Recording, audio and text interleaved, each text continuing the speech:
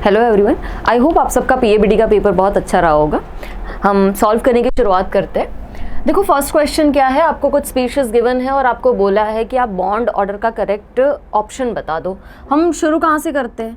14 से, कि 14 number of electrons है तो बॉन्ड ऑर्डर जो होता है वो होता है 3, ठीक है। फिर 15 है, हम 0.5 से कम करते हुए जाते हैं। अगर 16 है तो 2 हो जाएगा, 17 है तो 1.5 और 18 है तो 1। इसके अकॉर्डिंगली हम ऊपर भी वैसे ही जाते हैं। तो हम नंबर ऑफ इलेक्ट्रॉन्स इसमें काउंट करते हुए जाते हैं। अपना पहला वाला देखो, ऑक्सीजन O2 है ना, तो 8 × 2 16 और 2 माइनस तो 2 इलेक्ट्रॉन्स ऐड हुए हैं, कितना हो जाएगा 18। 1 माइनस है तो 17, इधर कितना होगा 16, इधर कितना होगा 15। तो वैसे ही बॉन्ड ऑर्डर देखोगे तो बढ़ते हुए जा रहा है ना, तो अपना ऑप्शन कौन सा आ जाएगा? ऑप्शन ए। आपको बताना है कि आयंस जो है आइसो इलेक्ट्रॉनिक Al3+ के साथ, अब जो एल्यूमिनियम है उसका इलेक्ट्रॉनिक कन्फिगरेशन हम ऐसे ही KLM वाले फॉर्म में लिखे तो 13 होता है ना, मतलब 283, 3 इलेक्ट्रॉन्स अगर चले गए तो 28 होना चाहिए। ऐसा तुम ढूंढ लो कौन सा हो जाएगा। ये 26 होता है, 2 इलेक्ट्रॉन्स ऐड हो जाएंगे तो 28, ये 282 है, 2 इलेक्ट्रॉन्स चले जाएंगे तो कितना हो जाएगा 28। कितने नंबर ऑफ इलेक्ट्रॉन्स हो जाएंगे दोनों में? 10 इलेक्ट्रॉन्स। आपको बताना है ये कुछ मॉलिक्यूल्स गिवन है, नॉन जीरो डाइपोल मोमेंट किसकी रहेगी, ठीक है। अब पहला ऑप्शन जब तुम देखते हो, पहला जो है BeF2, BeF2 जो होता है ना वो होता है लीनियर। अब लीनियर है और जो डाइपोल मोमेंट है एक दूसरे को कैंसिल कर देंगे, है ना। अगर कैंसिल आउट कर देंगे तो इसका जो डाइपोल मोमेंट है वो कैसा रहेगा? 0। हमें पूछा है नॉन ज़ीरो के लिए। अगर तुम BF3 भी देखोगे तो BF3 परफेक्टली सिमेट्रिकल वाला शेप इसका रहेगा ना। तो यहाँ पर भी जब परफेक्टली सिमेट्रिकल होते हैं, कोई लोन पेयर नहीं होती है ना, तो उस वाले केस में डाइपोल मोमेंट कैसी हो जाती है? 0 डाइपोल मोमेंट हो जाएगी। H2O, हाँ H2O अगर है तो H2O में तो डाइपोल रहेगा, H2O पोलर मॉलिक्यूल है, ठीक है, तो ये आ जाएगा। अमोनिया, अमोनिया भी हमें पता है कि उसमें भी एक लोन पेयर रहेगी और ये कुछ इस तरीके के शेप का रहता है, तो इसकी भी कोई ना कोई रिजल्टेंट डाइपोल मोमेंट रहेगी। CCl4 जो है ना वो परफेक्टली सिमेट्रिकल रहेगा, परफेक्टली सिमेट्रिकल है तो डाइपोल मोमेंट कैसा रहेगा? 0, कोई लोन पेयर भी नहीं है, ठीक है, तो वो वाला तो नहीं आएगा। अब HCl, हाँ यहाँ पर इलेक्ट्रोनेगेटिविटी डिफरेंस भी है, कुछ ना कुछ डाइपोल मोमेंट यहाँ पर भी रहेगा। तो 3 मॉलिक्यूल्स है जिसके अंदर हमें non zero net dipole moment मिल रहा है। ऑप्शन कौन सा आ जाएगा 48 में? ए। क्वेश्चन नंबर 49, आपको बताना है इलेक्ट्रॉन डेफिशिएंट स्पीशीज जो है ना इनमें से कौन सी है। अब तुम अगर PH3 देखोगे तो फॉस्फोरस के आउटर मोस्ट में होते हैं 5, उसमें से 3 यूज़ हो गए हैं बॉन्डिंग के लिए, तो इलेक्ट्रॉन डेफिशिएंट तो नहीं है। इसके इलेक्ट्रॉन्स जो है आजू बाजू में 8 इलेक्ट्रॉन्स कंप्लीट हो रहे हैं। हाँ, बोरॉन के जो कंपाउंड्स है वो इलेक्ट्रॉन डेफिशिएंट रहते हैं, ठीक है, तो कौन सा ऑप्शन आ जाएगा? Option C. सिमिलरिटी आपको बतानी है केमिकल प्रॉपर्टीज में atoms of the elements in group of the periodic table. अब एक ग्रुप में जो केमिकल प्रॉपर्टीज है वो सिमिलर क्यों होती है? बिकॉज केमिकल प्रॉपर्टीज अगर सिमिलर है मतलब वैलेंस इलेक्ट्रॉन्स जो है ना, इलेक्ट्रॉनिक कन्फिगरेशन सिमिलर आ रहा है ना, तो इलेक्ट्रॉनिक कन्फिगरेशन मतलब क्या चीज़ सेम है? Number of valence electrons. तो ग्रुप जो है उसमें वैलेंस इलेक्ट्रॉन्स क्योंकि सेम है, केमिकल प्रॉपर्टी सेम हो जाती है। अब ये आपको बताना है बॉन्ड एंगल जो होगा। अब I3- है, हम पहले इसका स्ट्रक्चर ड्रॉ कर लेते हैं कि सेंट्रल एलिमेंट अपना कौन सा रहेगा? आयोडीन है। अब आयोडीन जो है उसके पास रहेंगे 7 इलेक्ट्रॉन्स आउटर मोस्ट में, 1 इलेक्ट्रॉन आया है बाहर से, ठीक है, और इसमें से चलो ये वाला जो है ना इसमें से ये यूज़ हो गया बॉन्डिंग के लिए, तो ये अपना रफ स्ट्रक्चर हो गया। अब अगर आप देखोगे तो स्ट्रक्चर कैसा बनेगा? कुछ इस तरीके का, ठीक है, और इसमें लोन पेयर अगर तुम देखोगे तो 1 2 3 4 5 6 इलेक्ट्रॉन्स है, उसका मतलब 3 लोन पेयर्स हो जाएगी। तो इसके अकॉर्डिंग अपना शेप कैसा रहेगा? लीनियर रहेगा। तो बॉन्ड एंगल कितना आना चाहिए? 180 डिग्री का आना चाहिए। नेक्स्ट क्वेश्चन पे देखो, नेक्स्ट क्वेश्चन क्या है? नंबर ऑफ पैरामैग्नेटिक स्पीशीज आपको बतानी है। पैरामैग्नेटिक स्पीशीज वैसे जनरली हम क्या करते हैं कि नंबर ऑफ इलेक्ट्रॉन्स देख लेते हैं, और नंबर ऑफ इलेक्ट्रॉन्स आपके पास अगर ऑड है तो हम बोलते हैं कि ये कैसा रहेगा, पैरामैग्नेटिक। अगर इवन है तो हम बोलते हैं कि ये वाला रहता है डायामैग्नेटिक। ठीक है, मतलब पेयरिंग उसमें कंप्लीट हो जाती है। पर उसमें ना कुछ स्पीशीज को हम निकाल देते हैं, जैसे 10 नंबर ऑफ इलेक्ट्रॉन्स रहते हैं ना, तो वो वाला हमारे लिए कैसा हो जाता है, वो हो जाता है पैरामैग्नेटिक। तो एक्सेप्शंस को थोड़ा ध्यान में रख के हम शॉर्टकट को यूज़ करते हैं। तो अगर तुम B2 वाला देखोगे तो बोरॉन जो है उसमें नंबर ऑफ इलेक्ट्रॉन्स कितने रहते हैं, 10 इलेक्ट्रॉन्स। कैसे, sigma 1s2, sigma star 1s2, sigma 2s2, sigma star 2s2, और उसके बाद पाई 2px और पाई 2py। एक एक इलेक्ट्रॉन हम ऐड करेंगे तो कितने इलेक्ट्रॉन्स हो जाएंगे, 10 इलेक्ट्रॉन्स। मतलब स्पीशीज कैसी हो जाएगी आपकी, भले ही नंबर ऑफ इलेक्ट्रॉन्स जो है वो इवन है बट स्टिल आपकी स्पीशीज जो है वो पैरामैग्नेटिक है। तो शॉर्टकट ना हमें ध्यान से यूज़ करना पड़ता है। तो B2 वाला जो है वो पैरामैग्नेटिक स्पीशीज में आएगा। बाकी हम जनरली चेक कर सकते हैं, जैसे लिथियम है तो 6 इलेक्ट्रॉन से डायामैग्नेटिक हो जाएगा। C2 है तो मतलब कितने हो जाएंगे, 12 इलेक्ट्रॉन्स, 12 है तो डायामैग्नेटिक हो जाएगा। ये 13 है, ऑड है ना, ऑड है तो कैसा हो जाएगा अपने लिए, पैरामैग्नेटिक हो जाएगा। तो एक ये वाला आ जाएगा। O2 2- है, 18 इलेक्ट्रॉन्स हो जाएंगे इसमें, डायामैग्नेटिक हो जाएगा। हीलियम 2+ अगर तुम देखोगे तो 4 में से 1 इलेक्ट्रॉन चला गया, बच्चे 3 है तो ये भी कैसा हो जाएगा, ऑड। तो 3 स्पीशीज है जो अपने पास पैरामैग्नेटिक रहेगी। The difference in oxidation state of chromium in chromate and dichromate salt। अब क्रोमेट और डाइक्रोमेट अगर तुम चेक करोगे तो क्रोमेट जो है CrO4 2- होता है और डाइक्रोमेट Cr2O7 2- है। दोनों में ऑक्सीडेशन नंबर निकालोगे, क्रोमियम का तो रहता है +6।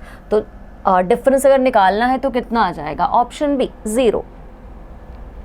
Which of the following is an example of disproportionation। अब disproportionation मतलब क्या होता है, एक ही स्पीशीज उसमें से एक ही एलिमेंट का ऑक्सीडेशन और होता है रिडक्शन। हमें वो वाला चेक करना है। यहाँ फर्स्ट ऑप्शन देखो, MnO4- प्लस MnO4 2- है तो ये किस में होना चाहिए, +6 होना चाहिए। और उसमें से जब वो MnO4- में गया तो ये -8 और ये -4 मतलब कितना गया, +7। MnO2 देखोगे तो +4। तो 6 से 7 में गया मतलब बढ़ा भी, 6 से 4 में गया मतलब कम भी हुआ, तो वो वाला डिस्प्रपोर्शनेशन हो जाएगा। क्वेश्चन, आपको कॉन्सेंट्रेशन ग्लूकोज का गिवन है और बोल रहे हैं कितना कॉन्सेंट्रेशन है, 0.72 ग्राम पर लीटर। आपको ना इसकी मोलारिटी बतानी है। अब मोलारिटी बतानी है तो मोलारिटी मतलब हम क्या लिखते हैं, मोल वॉल्यूम ऑफ सोल्यूशन जो है वो किस में होना चाहिए, लीटर में होना चाहिए। तो ये 0.72, molar mass of glucose is 180, volume of solution तो 1 ही है, कितना आ जाएगा ये 0.004। तो कितना आंसर आ जाएगा, 4 × 10⁻³ इन each orbital, if each orbital can hold maximum of 3 electrons, number of elements 9th period वाले में कितने रहेंगे। हम कैसे निकालते हैं कि अगर पीरियड नंबर ऑड है ना तो n+1/2 का स्क्वायर, मतलब क्या हो जाएगा ये 9 + 1/2, ये कितना आ जाएगा 5 का स्क्वायर मतलब 25। हमने ये निकाल ली ऑर्बिटल। ये बोल रहे हैं कि कितने नंबर ऑफ एलिमेंट्स रह पाएंगे। अगर हर ऑर्बिटल में 3 इलेक्ट्रॉन वो पकड़ पाते तो क्या करना पड़ेगा, 25 × 3 कितना आ जाना चाहिए, 75 elements. While performing a thermodynamic experiment, a student made the following observation। Okay, आपको ना यहाँ पर enthalpy of neutralisation is given. ये देखोगे ना तो स्ट्रॉन्ग एसिड स्ट्रॉन्ग बेस का कॉम्बिनेशन है। मतलब उसने आपको बता दिया, जैसे हमको पता ही है कि हर बार जब स्ट्रॉन्ग एसिड स्ट्रॉन्ग बेस है ना, जो हीट रिलीज होती है ना वो फिक्स अमाउंट रहता है, विच इज़ -57.3 किलोजूल पर मोल, हमको उसने बता दिया। अब हमें क्या बोला है, ये जो है इस कॉम्बिनेशन को अगर तुम देखोगे तो ये वीक एसिड और स्ट्रॉन्ग बेस का कॉम्बिनेशन है। तो कुछ ना कुछ एनर्जी जो है ना वो यहाँ पर यूज़ होने वाली है। क्यों? उसका कंप्लीट आयोनाइजेशन करने के लिए। तो हमें वही चीज़ पूछी जा रही है कि एंथैल्पी ऑफ आयोनाइजेशन CH3COOH के लिए कितनी होगी। तो हम सीधा इसका यूज़ करके निकाल सकते हैं ना कि अगर मान लो इसने Q जितना अमाउंट CH3COOH ने एब्जॉर्ब किया, कितने में से अगर हम बोले कि -57.3 तो रिलीज हो रहा था, उसमें से Q जितना अमाउंट यूज़ हुआ। क्यों यूज़ हुआ है? आयोनाइजेशन के लिए यूज़ हुआ है। तो नेट जो है वो रिलीज कितना हुआ बता दिया गया है, -55.3। तो Q अगर हम निकाल ले तो Q कितना आ जाएगा? 2, है ना, एंथैल्पी इन किलोजूल पर मोल। तो अपना ऑप्शन कौन सा आ जाएगा? Option B. ओके, हमें बताना है लिस्ट 1 को लिस्ट 2 के साथ मैच करना है। अगर देखा जाए बॉन्ड ऑर्डर हमें बताना है, ठीक है। नियॉन का है, अब Ne2 वैसे ही अगर हम देखेंगे तो क्या इसका वो एग्जिस्ट करेगा? तो इसका जो बॉन्ड ऑर्डर है वो कितना हो जाना चाहिए? 0 हो जाना चाहिए, ठीक है। तो Ne2 में 0 आ जाएगा। N2 का हमें स्ट्रक्चर ही पता होता है ना, हमेशा 3 बॉन्ड्स बनाता है वो, तो Ne2, ठीक है। F2 फ्लोरीन कैसे एग्जिस्ट करता है? फ्लोरीन में 1 बॉन्ड रहता है और ऑक्सीजन में कितना रहता है? 2 बॉन्ड रहेगा, ठीक है। तो A में 3 हो वैसा अपने पास एक ही ऑप्शन है, बाकी सारे आप चेक कर सकते हो। According to molecular theory, the species among the following which does not exist। अब बॉन्ड ऑर्डर 0 होगा तो स्पीशीज एग्जिस्ट नहीं करेगी, हमें उस चीज़ को चेक करना है। अब He2+ बोला है हमें, तो इसमें 3 इलेक्ट्रॉन्स रहेंगे, ठीक है। तो सिग्मा 1s2 और सिग्मा स्टार 1s1। तो यहाँ बॉन्डिंग माइनस एंटी बॉन्डिंग में कुछ ना कुछ तो रह रहा है, तो बॉन्ड ऑर्डर तो रहेगा इसके पास। अगर तुम देखोगे तो He2-, तो इसमें अगर देखा जाए तो इसमें कितने हो जाएंगे? 5 इलेक्ट्रॉन्स। तो इसमें भी रहेगा कि sigma 1s2, sigma star 1s2 और सिग्मा 2s1, ठीक है। तो ऐसा तो नहीं है कि सारे जितने बॉन्डिंग में इलेक्ट्रॉन्स है इतने ही एंटी बॉन्डिंग में इलेक्ट्रॉन्स है, तो कैंसिल आउट तो नहीं हो रहा। Be2 चेक कर लिया जाए तो Be2 अगर देखोगे तो हाइड्रोजन, हीलियम, लिथियम, बेरिलियम है, तो 8 इलेक्ट्रॉन्स होने चाहिए। Sigma 1s2, sigma star 1s2, sigma 2s2, sigma star 2s2, ठीक है। ये बॉन्डिंग गया तो ये एंटी बॉन्डिंग, ये बॉन्डिंग, ये एंटी बॉन्डिंग, बॉन्ड ऑर्डर कितना हो जाएगा? 0। तो ये स्पीशीज एग्जिस्ट नहीं करती है। The orbital having 2 radial as well as 2 angular nodes। अब रेडियल नोड निकालने होते हैं तो हम क्या करते हैं? n-l-1, ठीक है। और अगर एंगुलर नोड पूछा जाए तो वो क्या होता है? l हो जाएगा। तो हमें तो दोनों के लिए 2 ही बताना है ना, तो कौन सा वाला ऐसा है? अब एंगुलर नोड अगर चेक करोगे तो 0, 1, 2, 3 S, P, D और F। तो पहले दोनों ऑप्शन तो अपने वैसे ही निकल जाएंगे। अब बचे ये दोनों है, हमें D वाला ऑप्शन पकड़ना है, ठीक है। अब D वाले में पहले हम चेक कर लेते हैं। हमें बोला है कि हमें 2 चाहिए, तो 2 किसके लिए हो सकता है? तो 4 - 2 - 1, तो यहाँ तो कितना आ जाएगा? 1। This is for 4D। अगर आप 5D के लिए चेक करते हैं तो n - l - 1, 5 - 2 - 1 कितना आ जाएगा? 2। तो ऑप्शन क्या आ जाएगा? Option D. आपको बताना है करेक्ट ऑर्डर, ओके, ठीक है। आयोनिक रेडियस का ऑर्डर हमें बताना है। अब रेडियस का ऑर्डर अगर बताना है तो यहाँ पर अगर आप चेक करते जाओगे, जितना पॉजिटिव आयन पे चार्ज ज़्यादा होता है ना उतनी साइज़ कम हो जाती है, उसका आइडिया हमको होना चाहिए। तो ये वाला ऑप्शन तो गलत हो जाएगा ना, ये +1 है और ये +3 है, ये वाले ऑप्शंस को हम निकाल देते हैं। इसने तो इसकी साइज़ सबसे ज़्यादा बताई, उसको भी निकाल देते हैं। ये है कि एल्यूमिनियम वाला जो है उसकी साइज़ ना सबसे कम होनी चाहिए। बचा Mg2+, हाँ। अब ये 2 ऑप्शंस है, आपको सोडियम और पोटेशियम में निकालना है। तो डाउन द ग्रुप साइज़ क्या होती है? इंक्रीज। और सोडियम के नीचे कौन लाई करता है? पोटेशियम लाई करता है। तो पोटेशियम की साइज़ सोडियम से ज़्यादा होनी चाहिए, तो सोडियम प्लस होना चाहिए और फिर पोटेशियम प्लस। तो ऑप्शन क्या आ जाएगा? Option D. ऑर्बिटल मोमेंटम आपको बताना है, एंगुलर मोमेंटम कौन सी ऑर्बिटल के लिए, 3s ऑर्बिटल के लिए। अब s के लिए क्या होता है, 0 हो जाएगा, तो NH/2π हमें बताना है कितना हो जाएगा, 0। NaNO3 weighed out to make 50 ml of an aqueous solution which contains 70 milligram sodium plus पर ml। आपको बताना है कितना वे करना पड़ेगा। ओके, तो हमें ना ऐसे बताया गया है कि 70 मिलीग्राम है पर ml, ठीक है। सो 70 इंटू 10⁻³ ग्राम आपको बताया गया है, दिस इज पर ml। तो हमें बोला है कि 50 ml आपको सोल्यूशन बनाना है, तो 50 ml के लिए आपको कितना NaNO3 वे करना पड़ेगा। बस इतनी सिंपल सी चीज़ हमें पता होनी चाहिए कि जो NaNO3 है इज़ इक्विवेलेंट टू, सीधा ही बोल सकते हैं ना कि 1 mole NaNO3 is equivalent to 1 mole Na plus ions, ठीक है। तो Na प्लस का मोल अगर हमें मिल गया तो उसी के अकॉर्डिंगली हम NaNO3 भी निकाल सकते हैं। जितना Na प्लस का मोल रहेगा उतना ही NaNO3 का मोल रहेगा। तो यहाँ ये पर ml है ना, तो 50 ml के लिए कितना होगा, 50 ml के लिए 70 इंटू 10⁻³ इंटू 50, मतलब which is equal to 3500 into 10⁻³ gram. ये क्या निकला है, ऑफ Na प्लस आयंस। अगर मैंने इसका मोल निकाल लिया तो मैं NaNO3 का मोल फिर निकाल सकती हूँ, ठीक है, which is equal to 3.5 gram. Mole of Na plus कितना हो जाएगा फिर, 3.5 डिवाइड बाई 23। सो अगर आपको निकालना है कि कितना मास मुझे वेई करना पड़ेगा, mass of NaNO3 is equal to, जितना इसका मोल होगा ना उसके बराबर ही मोल मुझे वे करना पड़ेगा, और मास में अगर कन्वर्ट करना है तो उसके मोलार मास से मल्टीप्लाई करना पड़ेगा। तो 3.5 डिवाइड बाई 23, NaNO3 का मोलार मास कितना होता है, 85 ग्राम, ठीक है। कितने के अराउंड आंसर आ जाएगा अपना, 13 के बराबर आ जाएगा।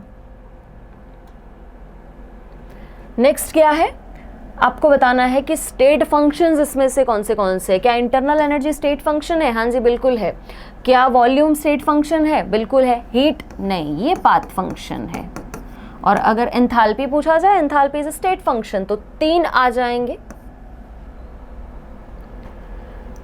Which among the following species unequal bond length आपको बतानी है। अब अनइक्वल के लिए अगर बोला जा रहा है ना, तो सीधा एक चीज़ आपको दिखनी चाहिए कि SF4 यहाँ पर प्रेजेंट है, और SF4 जो है उसका जो शेप है वो कैसा होता है, सीसो रहता है ना। तो ऑप्शन क्या आ जाएगा, ऑप्शन सी। बाकी सब अगर तुम देखोगे ना तो ये स्क्वायर प्लेनर रहता है, ये टेट्राहेड्रल रहेगा प्रॉपर शेप के साथ। तो बॉन्ड्स जो है ना वो उनके चेंज नहीं हो रहे, मतलब डिफरेंट बॉन्ड की लेंथ प्रेजेंट नहीं है, जबकि सीसो वाले में ये चीज़ रहेगी। ऑक्साइड्स जो कि एम्फोटेरिक है, अब ये तो Na2 है, Na2O है, तो मेटल का ऑक्साइड है, बेसिक रहेगा। As2O3, हाँ ये एम्फोटेरिक रहेगा। N2O एंड NO ये दोनों ही कैसे होते हैं, न्यूट्रल, ठीक है। तो एम्फोटेरिक वाला कितना रहेगा, ऑप्शन बी। करेक्ट ऑर्डर आपको बताना है मेटेलिक कैरेक्टर का। तो आपके पास क्या क्या एलिमेंट्स प्रेजेंट है ना, उसको हम पहले उसके ऑर्डर में लिख लेते हैं, जैसे हम पीरियोडिक टेबल में इनको देखते हैं। तो सबसे पहले क्या है, सोडियम, ठीक है। अब सोडियम है, उसकी यहाँ बेरिलियम रहता है, यहाँ मैग्नीशियम रहता है, और उसके बाद सिलिकॉन और फॉस्फोरस रहेगा। अब हमें ना ये चीज़ को बताना है कि आपको करेक्ट ऑर्डर मेटेलिक कैरेक्टर का सबसे ज़्यादा मतलब किस में रहेगा। अब अक्रॉस अ पीरियड, हम साइज़ के साथ इसको कोरिलेट करते हैं ना कि साइज़ डिक्रीज होती है तो मेटेलिक कैरेक्टर भी डिक्रीज होता है अक्रॉस अ पीरियड। तो जैसे, और down the group metallic character increase होता है बिकॉज साइज भी इंक्रीज होती है, ठीक है। तो यहाँ से यहाँ क्या हो रहा है, डाउन द ग्रुप साइज जो है वो क्या हो रही है, इंक्रीज होते हुए जा रही है। तो उसके अकॉर्डिंगली अगर हम देखें तो सोडियम का मेटेलिक कैरेक्टर सबसे ज़्यादा होना चाहिए, बिकॉज एक तो सेकंड पीरियड में लाई कर रहा है और दूसरा पूरा लेफ्ट साइड में है और across a period metallic character क्या होता जा रहा है, डिक्रीज होता हुआ जा रहा है, तो सोडियम आना चाहिए। अब सोडियम के बाद अक्रॉस अ पीरियड हम एक बार लिख ही देते हैं, चलो, कि अक्रॉस अ पीरियड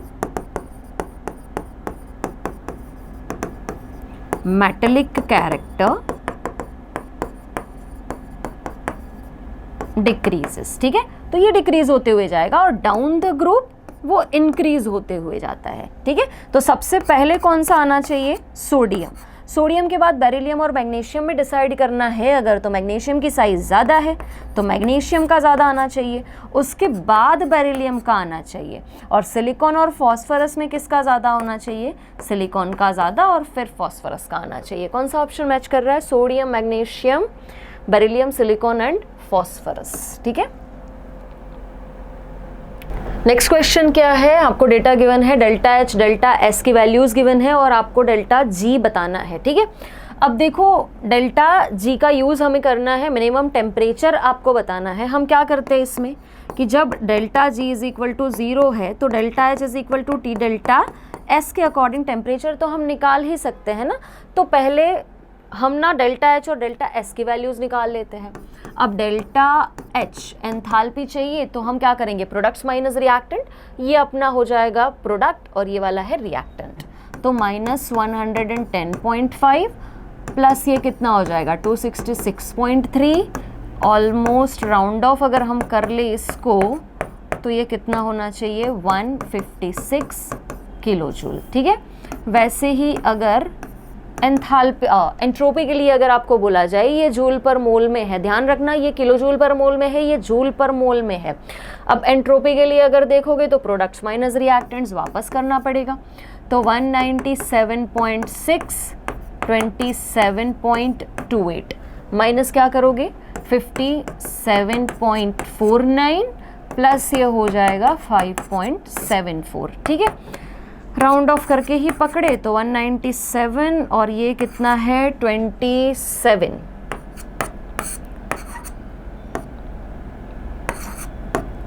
तो ये कितना हो जाएगा 224, और इसको अगर हम पकड़े तो ये 57.5, इसको हम पकड़े 5.7, तो इसको हम ले लेते हैं 63, ठीक है। तो 224 माइनस ये हो जाएगा 63,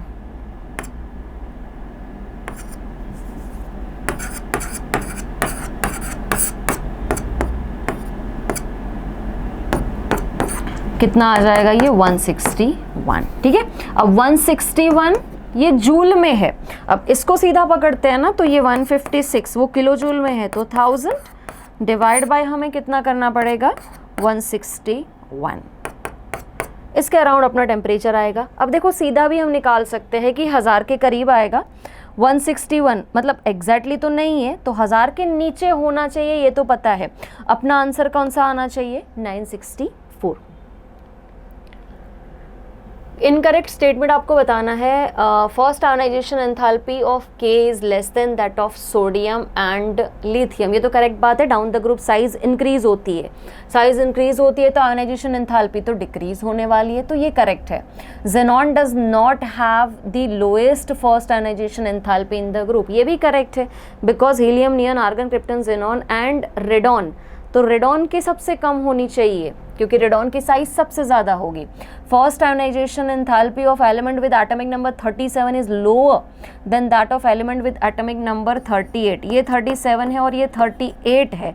अक्रॉस अ पीरियड अगर तुम जाओगे, एटॉमिक नंबर इंक्रीज हो रहा है और साइज़ की अगर हम बात करते हैं तो साइज़ जो है वो डिक्रीज होती है, तो 37 के आयोनाइजेशन एंथैल्पी कम होनी चाहिए, और वही चीज़ तो लिखी है कि 37 इज़ लोअर, तो ये भी इनकरेक्ट स्टेटमेंट तो नहीं है, ये करेक्ट स्टेटमेंट हो जाएगा, ठीक है।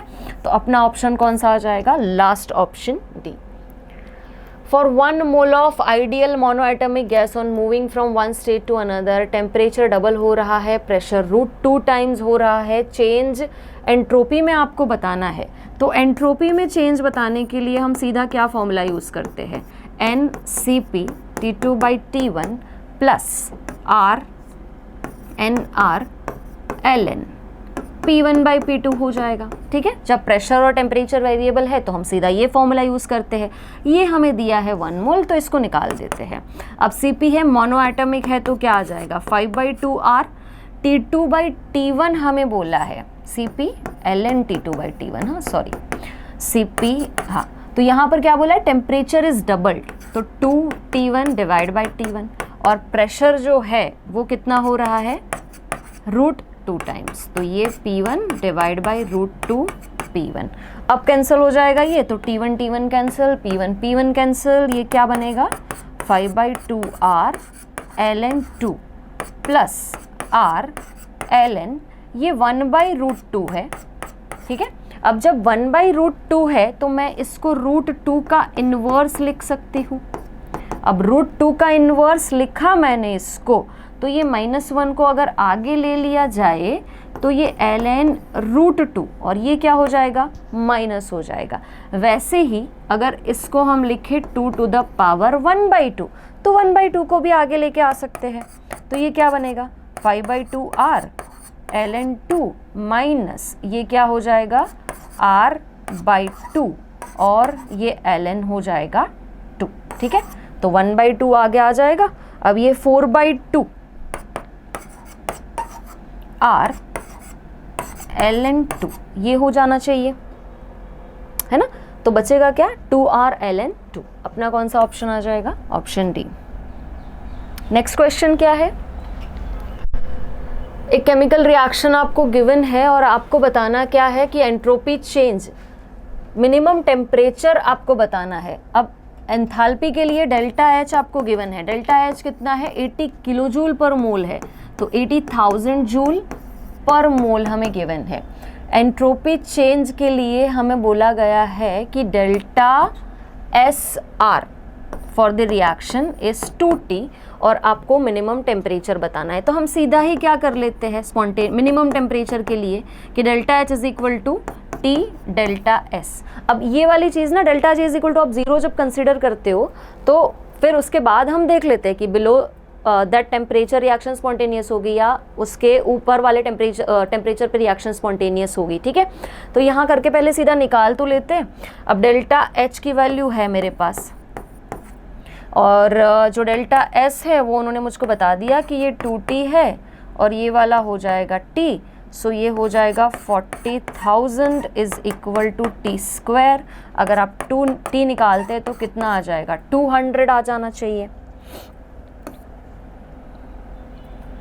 Number of species having non pyramidal shape, non pyramidal shape आपको पूछा जा रहा है। अब SO3 अगर देखा जाए तो 1 2 3 4 5 6 सारे के सारे यहाँ यूज़ हो जाएंगे, कहाँ पर, बॉन्डिंग में।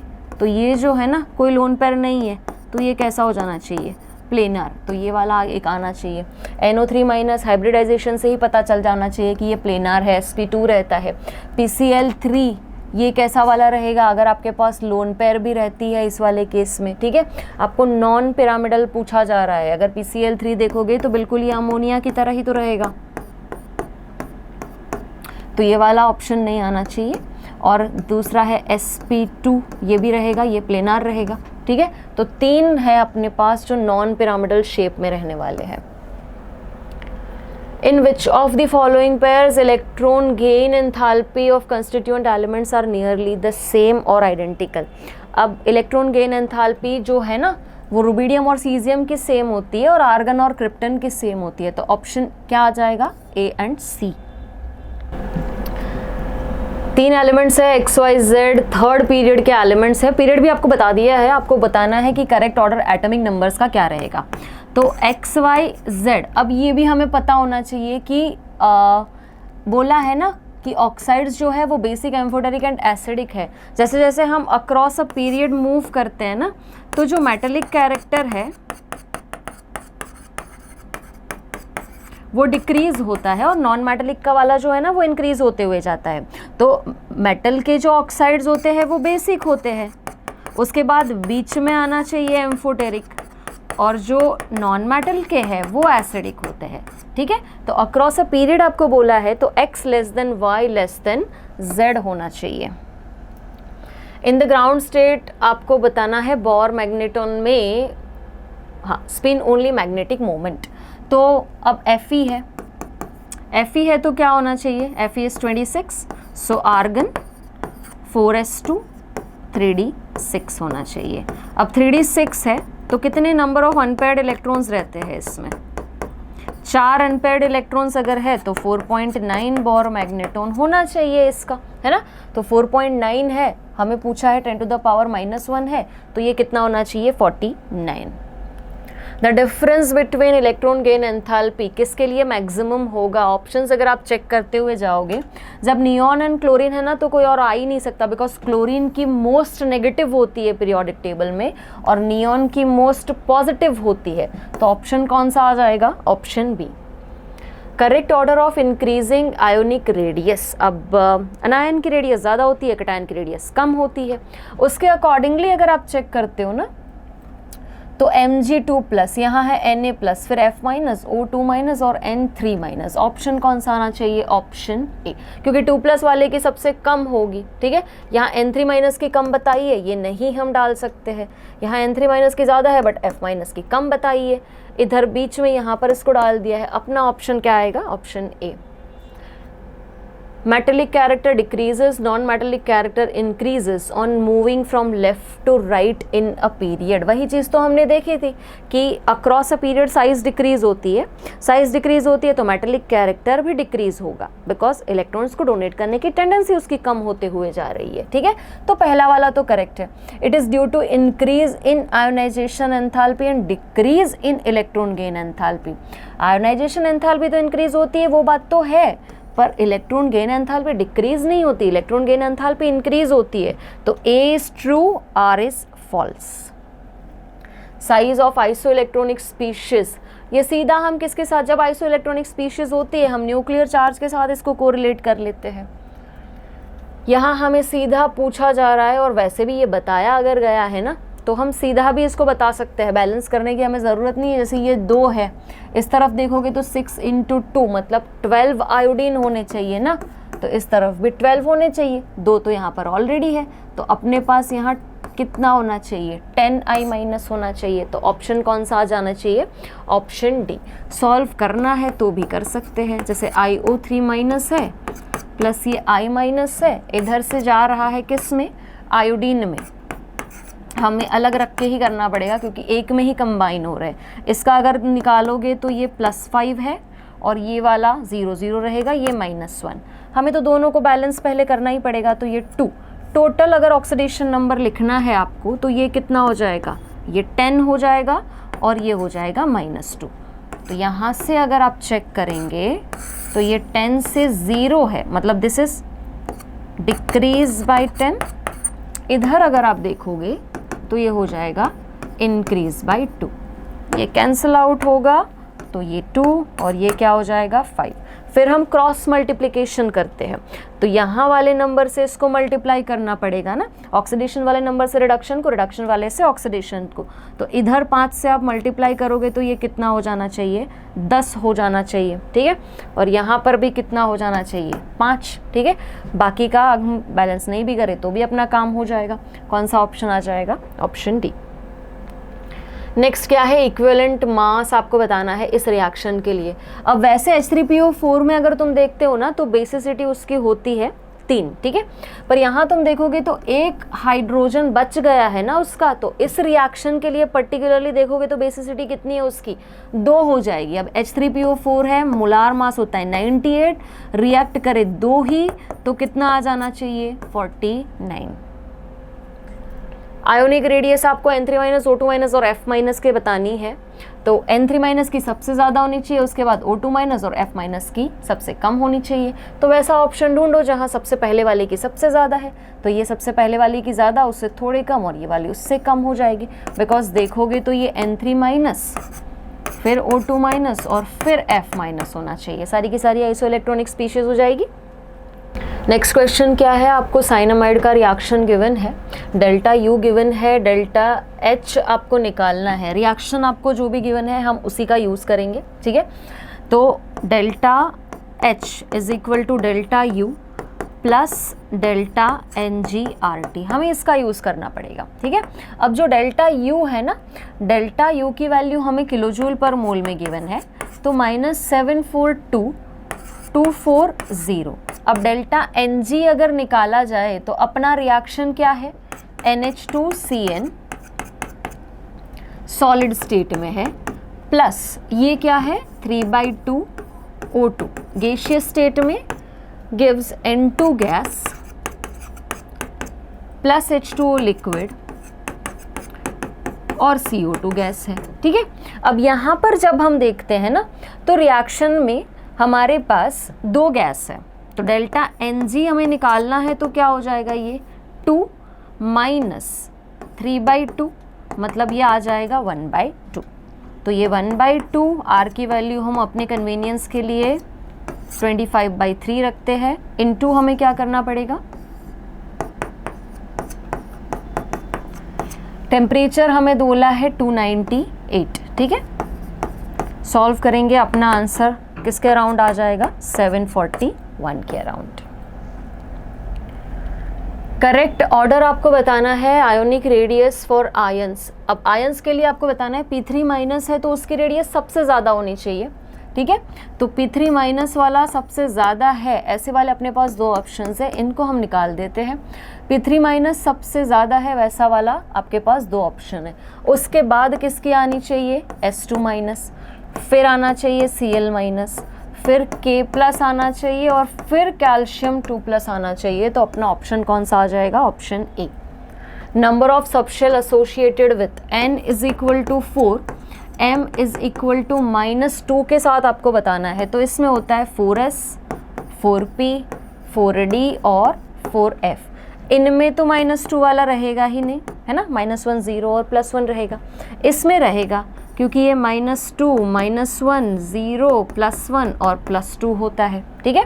तो यहाँ से अगर हम देखते हैं ना, तो हमारे पास कितने रहेंगे, एक -2 वाला इसमें रहेगा और एक -2 वाला इसमें रहेगा, तो 2 आ जाएंगे हमारे पास, ठीक है। ऑप्शन कौन सा आ जाएगा, 2। Given below are two statements. Orthonitrophenol is steam volatile due to intramolecular hydrogen bonding. Orthonitrophenol हमको बोला है,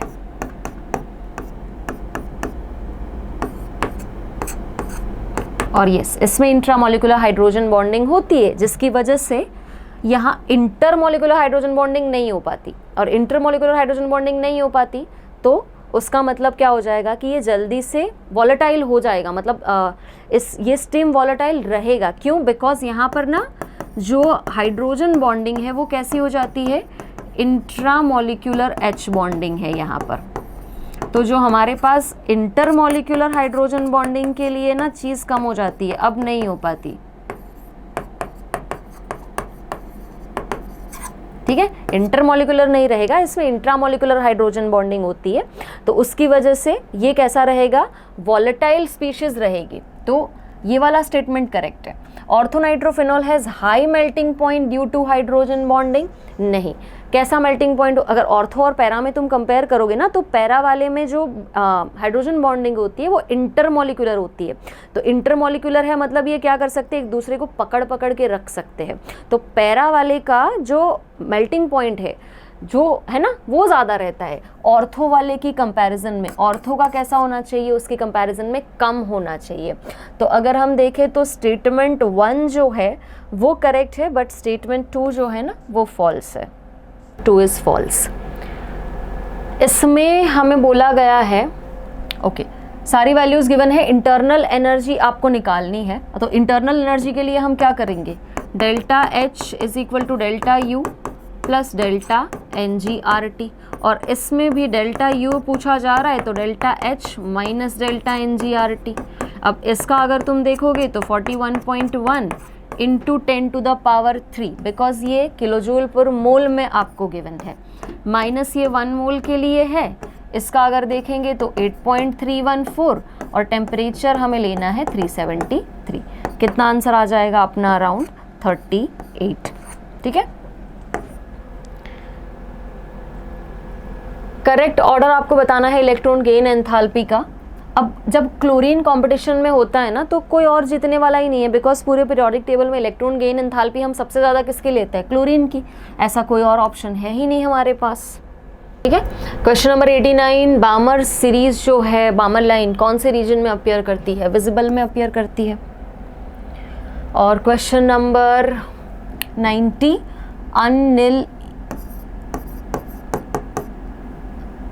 अनियम बोला जा रहा है।